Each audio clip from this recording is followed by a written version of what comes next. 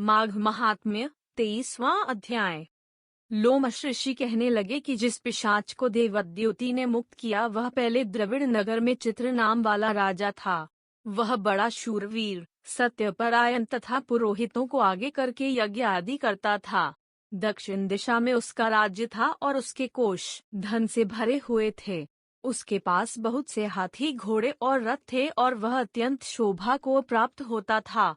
बहुत सी स्त्रियों के साथ क्रीड़ा करता था और अनेक यज्ञ उसने किए थे। वह नित्य अतिथियों की पूजा करता था और शस्त्र विद्या में निपुण था।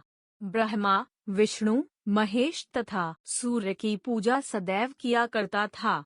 वह जंगल में भी स्त्रियों से घिरा हुआ क्रीड़ा किया करता था।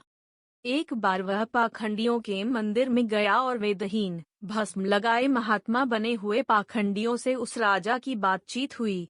पाखंडियों ने कहा कि हे राजन, शैव धर्म की महिमा सुनो। इस धर्म के प्रभाव से मनुष्य पाप को काटकर मुक्त हो जाता है। सब वर्णों में शैव मत ही मुक्ति देने वाला है। शिव की आज्ञा के बिना दान, यज्ञ और तपों से कुछ नहीं बनता। शिव का सेवक होकर भस्म धारण करने, जटा रखने से ही मनुष्य मुक्त हो सकता है। जटा धारण करने तथा भस्म लेपन से ही मनुष्य शिव के समान हो जाता है। इसके बराबर कोई पुण्य नहीं है। जटा, भस्म धारण किए हुए सभी योगी शिव के सदृश होते हैं। अंध, जड़, नपुंसक तथा मूर्ख सब जटा से ही पहचाने जाते हैं। शूद्र वर्ण के शैव भी पूजनीय हैं। विश्वामित्र क्षत्रिय होकर तप से ब्राह्मण हो गए, वाल्मीकि चोर होकर उत्तम ब्राह्मण हो गए। अतएव शिव पूजन में किसी बात का विचार नहीं है। तप से ही ब्रह्मत्व प्राप्त होता है, जन्म से नहीं। इस कारण शैव का दर्शन उत्तम है तथा शिव के सिवाय दूसरे देवता का पूजन न करें। शिव तपस्वी को विष्णु का त्याग करना चाहिए। विष्णु की मूर्ति का पूजन नहीं करना चाहिए। विष्णु के दर्शन से शिव का द्रोह उत्पन्न होता है और शिव के द्रोह से रौरवादी नरक मिलते हैं। इसी से भवसागर से पर होने के लिए विष्णु का नाम भी नहीं लेना चाहिए। शिव भक्त निशंक होकर जो शिव से प्रेम करता है वह कैलाश में वास करता है, इसमें कुछ संदेह नहीं। इस धर्म का पालन करने वालों का कभी नाश नहीं होता। इस पाखंडी के ऐसे वचन सुनकर राजा ने मोह में आकर उनका धर्म ग्रहण कर लिया और वैदिक धर्म को त्याग दिया। वह श्रुति, स्मृति और ब्राह्मणों की निंदा करने लगा। उसने अपने घर के अग्निहोत्र को बुझा दिया और धर्म के कार्य बंद कर दिए।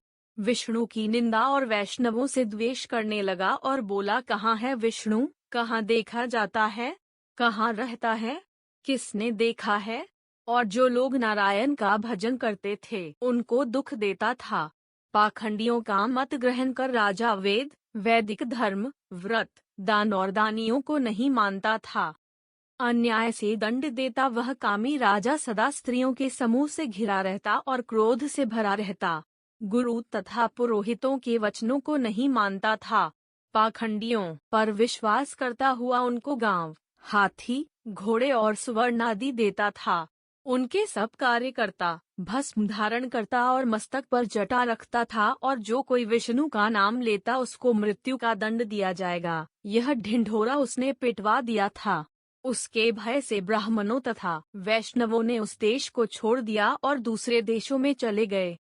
सारे देशवासी केवल नदी के जल से जीते थे। जीविका से दुखी होकर वृक्ष आदि नहीं लगाते थे, न ही खेती बाड़ी करते थे। प्रजा अन्न के अभाव से गला सड़ा अन्न भी खा लेती थी।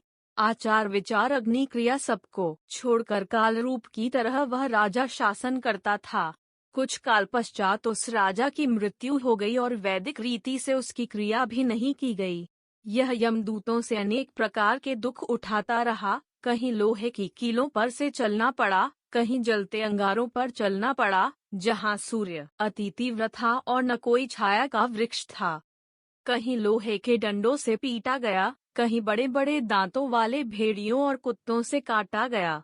इस प्रकार दूसरे पापियों का हाहाकार सुनता हुआ वह राजा यमलोक में पहुंचा।